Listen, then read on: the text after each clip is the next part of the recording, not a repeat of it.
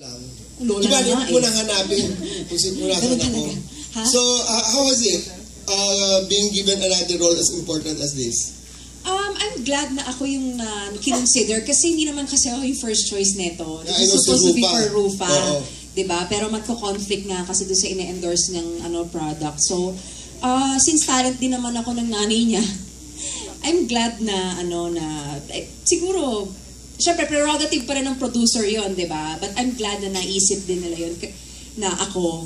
Kasi during that time nung ino-offer sa akin yung movie, I had other priorities already eh. So, yung parang, nabasa ko, sabi ko, parang, ayoko siyang palampasin. Sayang naman kasi it's not everyday na nabibigyan ka ng ganitong klaseng role. So, yeah, I feel honored na napili ako.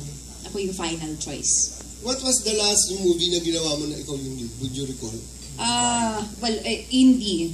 For Cinema One Originals, Baybayin. Yung dalawa ni Alex, yes. Pero mainstream, tagal na. Siguro mga 10 years na yata yung huli kong Ganon. Kay Angelica, didn't you have any second thoughts tanggapin yung movie that makes fun of you?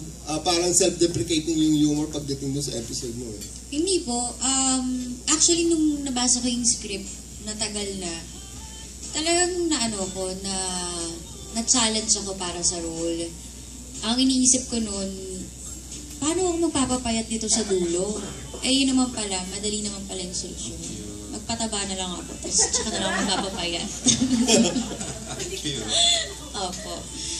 Hindi kasi po siya, syempre, dun, yun talaga yung kumbaga yung, tawag doon, yung pinipinpoint nung story, yung weight mo. Pero, malaki po yung kayang itakal nung episode ko kasi nga, lalo na sa aming mga artista, kung paano ka na lang basta-basta husgahan ng mga tao na hindi mo naman alam yung struggle ng bawat artista or ng mga normal na tao, di ba? Ang bilis mong husgahan yung isang tao dahil sa itsura niya. Alam mo na, right? So, ayun yung naging, yun yung tinakal nung character ko. Actually, halos kaming lahat naman po.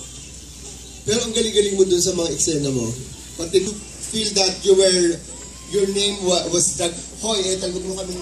Hindi. Naghintay kami ng 3 oras, we deserve na sagutin itong tanong na to. So how do you feel na your name was dragged into that scandal na ang lawyers, Atty. Georgie? Ito, Mario, sorry. Actually, ang call time ko po is 12:30. Tamo, 12:30 pala. So, I don't think, kung nyo naman pong ipasa sa akin yung kasalanan ng iba, kailangan ko pong sagutin yun. Mapapahamak po ako. So, hindi ko po talaga siya pwede sagutin. Okay, ayaw sagutin. Thank you po. Thank you. Okay.